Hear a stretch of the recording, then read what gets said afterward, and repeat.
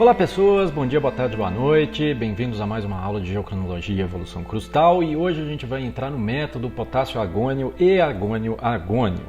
Coloquei aqui do lado um sumáriozinho, a gente vai começar falando do método potássio-argônio, vamos falar da geoquímica isotópica, tanto do potássio quanto do argônio, dar alguns estudos de caso e aí depois eu vou entrar no método argônio-argônio. Basicamente, a gente vai continuar medindo como se fosse o potássio e o argônio, mas a gente vai induzir o decaimento do potássio num reator nuclear e isso vai ajudar muito na precisão e acurácia do método. Aí a gente entra nos minerais utilizados, que são os mesmos para os dois, porque basicamente continua sendo um potássio e argônio, a gente só vai medir diferente, e terminar com estudos de caso, beleza? Então, o método potássio-argônio e argônio-argônio, ele é baseado no decaimento do potássio 40 para o argônio 40. O potássio 40 ele também decai para o cálcio 40, então isso daí já é uma aproximação que tem que se fazer porque ele tem duas constantes de decaimento. A meia-vida dele é de 1,25 bilhões de anos, isso quer dizer que ele aborda um range de idades entre 4,5 giga-ano e 50 mil anos com uma precisão e acurácia muito boa. Abaixo disso, baixou de 50 mil anos, ele perde bastante. Uma vantagem, como o potássio, que é o pai, tem para todo lado, tem muitos minerais que dá para fazer e dá inclusive para fazer em rocha total. Dá para pegar um basaltinho ali, que ele é muito fino, não dá para separar os grãos, dá para fazer em rocha total também. Ele é muito indicado para rochas vulcânicas, é um método excepcional, na verdade a estandarte desse método é a datação de sanidina, que é esse feldspato que está representado aqui do lado, clássico de rochas vulcânicas, para datar cristalização de vulcânica. Porque como o filho é um gás nobre, quando tem o vulcanismo, quando tem a erupção, todo filho que existia antes, ele é expelido, ele vai para a atmosfera. Então, o fato de ser um gás nobre, isso quer dizer, custa entrar numa ligação, se entrou não quer sair de jeito nenhum, é excelente, porque a gente anula essa parte de ter algum filho bastardo, de ter algum filho que não é fruto do decaimento do pai. E aí, você se pergunta, poxa, mas se o argônio é um gás nobre e não gosta de ficar no lugar, por que ele fica? Como que ele fica preso no mineral? A questão principal, para já entender desde agora, é que o raio atômico do argônio é muito maior que o do potássio. A gente está saindo de 1,33 e indo para 1,90. Então, quando o potássio decai para o argônio fica mecanicamente preso na estrutura cristalina do mineral depois da desintegração do potássio. Por isso, assim, fica mais robusto, mais estável. É excelente. Então, o argônio que tinha antes vai todo embora, porque não faz ligação, e o que a gente medir depois, com certeza, vai ser do decaimento. Essa figurinha que eu gosto de colocar sempre, que é bom para a gente identificar a temperatura de fechamento para o que dá para fazer. O potássio-argônio, as temperaturas de fechamento são relativamente baixas. Aqui eu coloquei aqui em cima alguns minerais, hornblenda, moscovita e biotita, mas a gente consegue fazer um discernimento bacana. Os cosmogênicos, que a temperatura de fechamento está ali 100, 200 graus, já passando por traço de fissão em apatita, em zircão. E aqui para baixo, quando a gente chega no urânio e chumbo, que é para coisa de temperatura muito alta, a gente tem que os métodos do argônio-argônio, potássio-argônio, eles estão distribuídos aqui no meio. É excelente. Então, dependendo do seu problema geológico, é um método ideal, porque às vezes é alguma coisa que o urânio-chumbo não vai resetar o sistema, não vai nem abrir parcialmente, e os métodos de termocronologia vão ter se resetado. O argônio-argônio, ele cobre uma lacuna muito boa. Ainda, a gente pode pensar que dificilmente a gente vai ter uma perda parcial de argônio. Se eu tenho um resetamento, geralmente ele é total, pode ter parcial, eu vou mostrar como que dá para a gente identificar. Mas para rochas ígneas, para uma cristalização ígnea que não sofreu metamorfismo, a idade potássio-argônio, como essas temperaturas aqui são mais baixas, de moscovita, biotita e hornblenda, do que do urânio chumbo, é uma idade muito mais próxima da cristalização. Lembrando que o zircão no urânio chumbo ele vai ver quando que a rocha chegou a determinada temperatura, 700 e tantos graus. Aqui a gente está olhando quando que a rocha resfriou a 400, 350 graus. Então é muito mais próximo da temperatura de cristalização. Se a rocha sofre qualquer tipo de metamorfismo, normalmente o potássio argônio vai dizer mais do metamorfismo propriamente dito. Então, vai falar quando que a rocha resfriou e estabilizou em uma dessas temperaturas, de acordo com o que você está datando.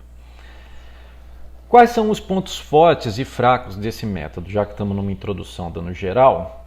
Os pontos fortes, ele dá para ser feito em diversos minerais, basta ter potássio. Potássio é um elemento absurdamente abundante. Ele cobre um range de idades espetacular, de 50 mil anos até 4,5 giga-anos, isso é fantástico. Outro ponto forte, o fílio, o argônio é um gás nobre. Isso quer dizer que ele não fica na rocha. Então assume-se que todo o argônio que está ali, ele é radiogênico, ele é fruto do decaimento.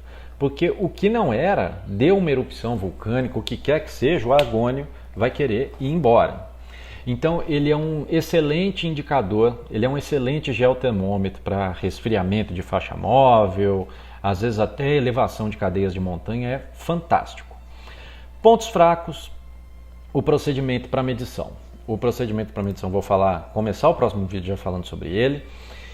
Do potássio argônio é bem complicado e a medida é feita separadamente para cada elemento. O argônio é feito num equipamento, num pedaço da amostra, e o potássio é feito num outro equipamento, em outro pedaço da amostra. Um é análise química, o outro é ICP. Isso pode levar a algo muito grave. Como não é realizado no mesmo ponto da amostra, eu posso ter erros heterogêneos e se eu tiver uma amostra zonada, eu posso até inclusive estar datando coisas distintas. Então tem que ficar muito atento quando vai fazer uma medida de potássio argônio, não argônio.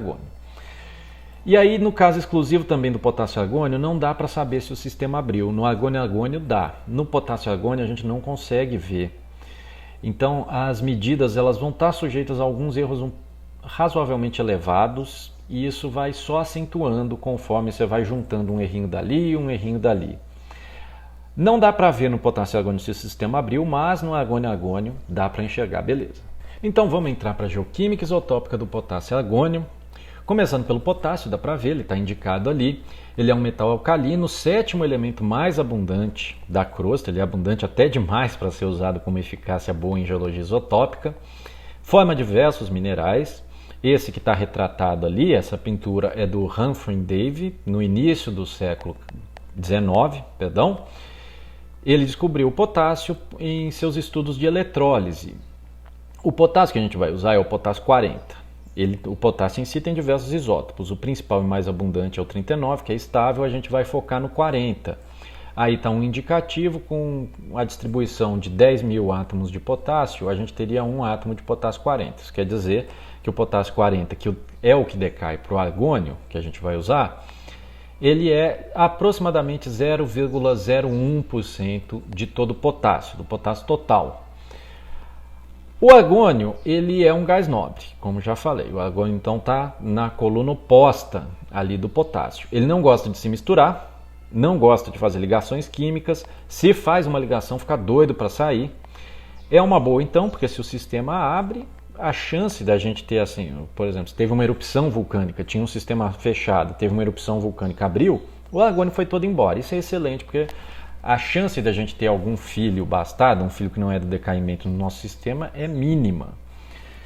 O decaimento ele foi descoberto por Harley e Ramsay no fim do século XIX, 1895. A descoberta dos gases nobres, isso é sobre a descoberta dos gases nobres ainda, o decaimento veio depois. A descoberta dos gases nobres deu até um prêmio para o Ramsay, um prêmio Nobel para o Ramsay em 1904, que é aquele lá do cantinho. O decaimento mesmo ele foi proposto já no século XX, na década de 30, 1937, pelo von Weizsäcker, não sei se é assim que fala o nome, esse sujeito está aqui do meu lado. Ele buscava uma explicação para o excesso de argônio na atmosfera. E ele viu que o que mais contribuía para o argônio da atmosfera, o argônio 40, era exatamente o decaimento do potássio 40. O potássio é absurdamente abundante na crosta e acaba que, apesar de só 0,01% do potássio decair para o argônio, já era suficiente para ter argônio em saturação na atmosfera. Isso, inclusive, vai ser um problema depois na medição. A gente tem que corrigir o argônio atmosférico. O argônio ele tem 3 isótopos estáveis. Lembrando que ele é muito bom, porque se ele está em algum lugar, gás nobre, está doido para sair, então a chance de ter filho bastardo é mínima. A maior parte dos isótopos, dos 20 instáveis do argônio, a gente quase não consegue medir, porque é uma meia-vida ínfima, menos de 2 horas. O que a gente vai ficar de olho é nesse argônio 40, que é mais de 99%. Então, quando a gente tem, por exemplo, a nossa erupção vulcânica, a lava cristalizou, só vai ter potássio porque nosso argônio foi todo embora. O argônio vai estar todo na atmosfera e o meu potássio 40 vai começar a fazer argônio 40. Mas o potássio 40 não decai só para o argônio 40. Como eu tinha falado antes, ele também decai para o cálcio 40.